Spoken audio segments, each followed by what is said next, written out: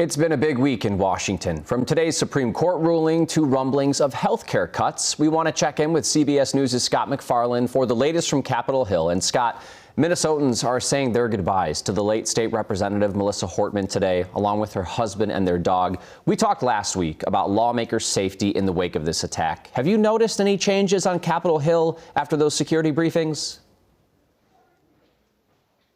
They're going to move some money around, that's for sure. First of all, the U.S. Capitol Police, the lead agency protecting federal legislators, is going to ask for a big budget boost, getting closer to $900 million for 2026. That's a huge increase, nearly double what it was a few years ago. So much of that is to better protect elected federal legislators as they move around the country and at their homes. There's concern they're going to cut some money for the actual protective equipment and the needs of the Capitol complex itself. That's going to be debated over the coming days. But yeah, this is more fallout from what happened in Minnesota, and I suspect Capitol Police will get the money they're seeking.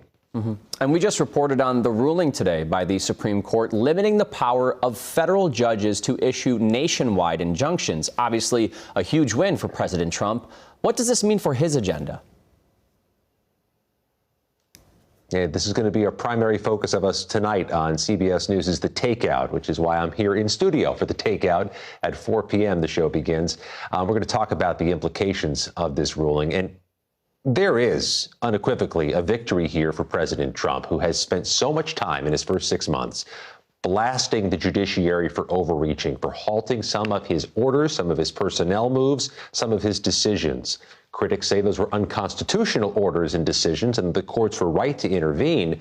But now federal judges in courthouses across the country, from St. Paul and Minneapolis to Miami to Seattle, have less ability to issue nationwide injunctions, halting what the administration does. The flip side of that is it would empower future presidents accordingly, and Republicans may be frustrated if a Democratic president, in their mind, overreaches and the courts can't so easily intervene to stop it. Well, turning now to the president's big, beautiful spending bill, a big concern here in Minnesota is the impact on health care, specifically cuts to Medicaid. What are you hearing from lawmakers? So much of this is tied up, even as the week ends, even with a deadline looming to pass this enormous tax cut and spending bill. It's so much is tied up on the issue of Medicaid.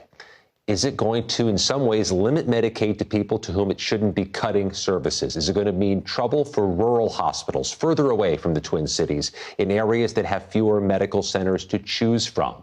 That's a concern of local members of Congress who are opposing this. And Republicans are trying to button up a way to get this passed without strangling the finances of those rural hospitals and some of those Medicaid patients in rural areas.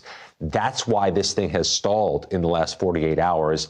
The president today tried to give it a kickstart, saying he wants this thing done and on his desk by July 4th, which, believe it or not, is next Friday.